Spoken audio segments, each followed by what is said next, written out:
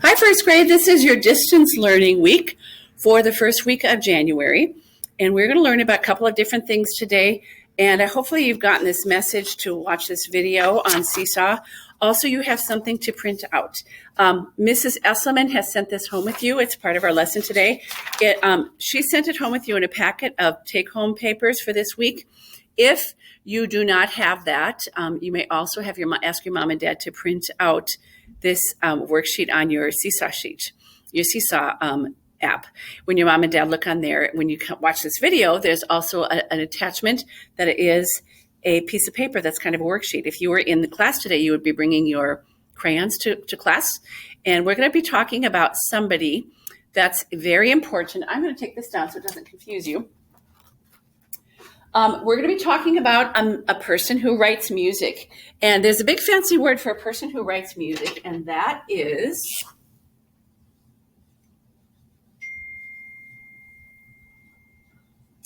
a composer. A composer is a person who comes up with an idea in their head. They've never known the whole world has ever had this idea before. They come up with their idea in their head. It's about music. Sometimes it's words that they add to it. Sometimes it's just instruments. And a composer is a person who writes music. They come up with the idea.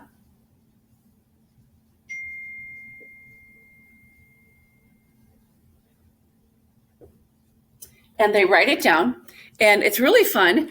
I bet a composer, a person who comes up with an idea and writes music, probably loves it when they can hand that to someone else and they get to hear someone else performing their song. It's kind of like being an author. If you're an author, you're a person who wrote a story or wrote a book or wrote a poem. And this, or an artist is someone who drew something. A composer is a person who comes up with an idea to make music. And don't get that confused with the word conductor, because conductor is another music person. That's a person who stands up in front of people like I do in the Christmas concert and different things like that. A conductor is a person who helps somebody else perform the music, and they're standing up in front and they're kind of leading it, kind of like a band director or a choir director. A composer is the person who comes up with the idea in their head. And we're going to learn about a very famous American composer. Not all composers are from America. Some are from Europe and different countries. Some are from China. Some are from Africa. Some are men and some are women. Even little kids are composers. Sometimes we'll do a project later in the year. When you were in kindergarten, we did a project. If you were at this school, we did a project that you were a composer also. So sometimes if you get to idea to write some rhythms or write some music, you get to be the composer. But today, this is a man who lived in America. He actually lived in Washington, D.C. This lesson is going to take 2 weeks. We'll talk about the first part of it this week. And then next week, we'll talk about the second part of his life and some more interesting facts about him. This is a man that has 3 different names, kind of like you have a middle name. You probably have a middle name too. This man is named John Philip, and remember, PH together has kind of a f sound, like an F sound. John Philip Sousa.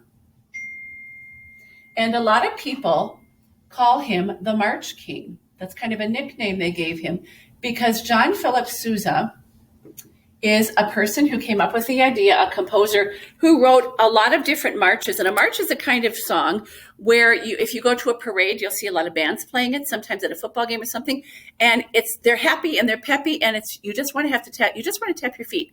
It's really hard to not move around and tap your feet because they're just so fun and they're celebrating something and they're usually happy. And so this is a lesson today about John Philip Sousa. He is called the March King, and I am going to show you a picture of him. So I'm going to move over here, and hopefully you can see him. I think I need to move over a little farther. This is a picture I found of him. This is John Philip Sousa, and he has a band uniform on. If you've ever been to a parade and you see they wear fancy uniforms, and then maybe everybody in the band is wearing the same uniform or the same hat. When he was alive, he's not living anymore, but when he was alive, this was a very fancy kind of uniform that he would wear. And he always loved to wear white gloves. He would always direct with white gloves, and he had everybody in his band wearing white gloves also. And we'll talk a little bit more about that next week because there's kind of a funny story about that. But John Philip Sousa is a man who lived in Washington, D.C. And the interesting part is when he grew up, his dad had a job at the White House in Washington, D.C., where the president lives. And his dad was part of the Marine Corps band. And the Marine Corps band, if you are a person who has a job in the Marine Corps band at the White House, your job is to entertain any of the guests that come to the White House. Maybe the president of the United States is having somebody come from, I'm looking kind of, there you go. Maybe the president of the United States is having someone come from England, or a special guest from Germany, or a special guest from Africa or the Philippines.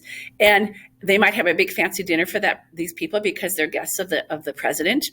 And so the entertainment that night would be from the Marine Corps band that works at the White House. So when these people, back then it was mostly men. Now there's probably men and women in the Marine Corps band also. They're in the military, but their job is to work at the White House. And so if there was a dad, or today if there's a dad or a mom that is in the Marine Corps band, they wake up in the morning and they don't go fight in a war anywhere. Their job is to play their music and play their instruments for different people. And in this case, this was Washington, D.C. John Philip Sousa's dad played for the Marine Corps band, and he loved to hang out with that. And when he grew up, the fun thing is he had so much fun with the music from the Marine Corps band, he became the director of the Marine Corps band. So he wasn't just part of that band at the White House. He was the boss. He was the leader, the director of the band. And so this would be the uniforms that they would wear at the White House. And so while his dad was a performer and played, I think he played trombone for the Marine Corps band at the White House for all the guests that would come for the president. He ended up, when he grew up, was the director of that band.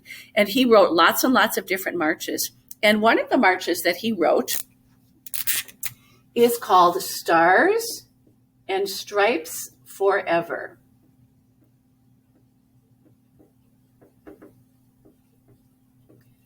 And if you think about, I'm going to give you I want you to see a minute to think if you can figure out what that song would be written about. What was that song written about? What do you think of that has stars and stripes?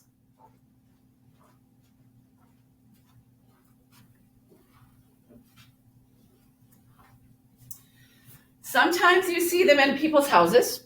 Sometimes you see them outside our school. There's a big pole. And I'm going to give you a clue. What is this? This is, I'm trying to get it in the center of the page. This is an American flag. And this is an American flag for the United States. There's 50 stars and there's 13 stripes. And this is the flag that we say the Pledge of Allegiance to.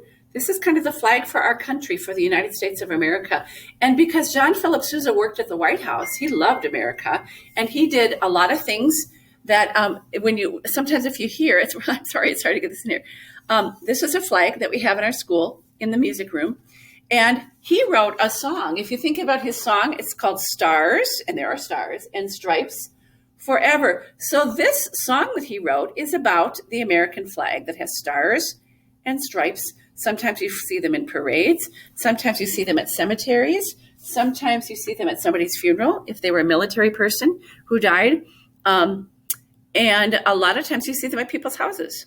And so that's when people fly that flag, that means we love America. We're proud to be Americans. And they're red, white, and blue. And John Philip Sousa wrote a song called Stars and Stripes Forever. And I'm going to play that song for you. But I also want you to, it's time to get out this sheet that looks like this. It's actually two stapled sheets. One of the sheets looks like this. And there are some questions. While you listen to this lesson, I want you to read and I want you to circle some answers on this question, okay? The second half of the assignment, your homework for this week, this is a picture of it's about John Philip Sousa, the song Stars and Stripes Forever, and it's a picture of a flag, and I'd like you to color it, and I want you to use blue and a red crayon and a blue crayon, and maybe a gold crayon to maybe paint the eagle on the top of this flagpole, and paint the flagpole a different color too. The part that's supposed to be white, just keep it white. Just don't even color in those stars because they're supposed to be white and the paper is already white. And remember, when there's a flag, it's red and there's a pattern, red, white, red, white, red, white. Just don't even color the white part. Just color every other line, every other stripe as red. And then that turns into a stripe, kind of like a candy cane. So I want you to find this sheet that's in your take-home packet for this week, or have your mom or dad print it off on the Seesaw page. Answer these questions, and I will just tell you right now, is the music loud or soft? You're going to read that question and circle either the word loud or circle it soft. Number 2, is the music fast or slow? Circle what you think. Number 3, does the music make you want to move or sit? One or the other. You're going to circle which answer makes sense for you. Do you hear instruments or voices? Some songs you have both instruments and voices. What about this one? Do you hear instruments or voices? Then it says, name one instrument you hear. So you need to kind of listen to the music. If it's hard for you to spell a word or hard for you to write it down, you can draw a picture. Maybe you can think of 2 instruments on there. So there's a half a sheet of paper that looks like this. You have to listen to the music. You can't fill this out until you hear the music. Okay, it's going to be your opinion about what you're listening to and what you hear. This is your half sheet. This is a part that you write an answer to. This part of the page is coloring the flag while you're listening to John Philip Sousa's song. Now I'm going to show you, I'm going to turn the lights off so you can see this better. I'm going to show you a band who is playing John Philip Sousa's Stars and Stripes Forever on the computer. And you can listen to this and you can be answering your questions while you're listening to it. It's kind of interesting because it's a real band who's playing it in this video. And so you can see what the instruments look like. Maybe by looking at the video, it will remind you, oh, I see flutes. Oh, so that's something I hear. Oh, I see a drum being played. So you can write that down for an instrument. Maybe I see a trumpet. Maybe I see a trombone or a tuba. And next week we'll talk about something very interesting about John Philip Sousa and the tuba. That's going to come in next week's lesson. But for right now, I want you to listen to this song. It's the song Stars and Stripes Forever. There's no words, but John Philip Sousa wrote it about the American flag because he loves the American flag so much and he loves America. If it's hard for you to hear in this video that I'm talking on, your mom and dad can also click on the video link that's on the little lesson plan page for the music lesson this week on your Seesaw app. And so you can either listen to it better that way, or you can listen to it this way. But again, you need this sheet before you start to listen to this lesson, okay? So go find that sheet first or have it printed out. And I'm gonna turn on the video and you're going to see a conductor, a person up in front, and that's what his job is. We talked about the conductor. His job is to lead everybody so they start together, so they end together, so they don't go too fast. They all say the same speed, and then they all work as a team and play the song together. That's a conductor. John Philip Sousa is the composer, the man, and actually, you know what? John Philip Sousa was the composer who wrote the song, and he was also the conductor. When he had 2 jobs when he was alive. He would write music and then he would stand up and he would lead them also. Sometimes people do both. Okay, so this is John Philip Sousa. He is not in this video because he has died already, but this is his music. And a different man is going to be the conductor, and you're going to listen to John Philip Sousa's Stars and Stripes Forever. I'm going to turn the lights off so you can see better.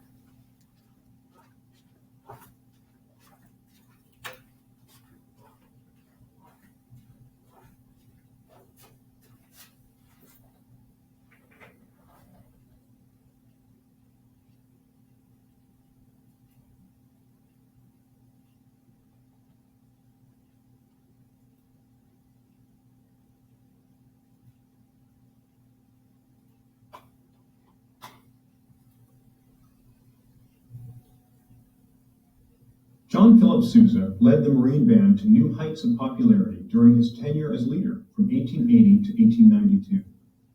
It was during this era that he earned the title the March King, a well-deserved nickname that continues to this day.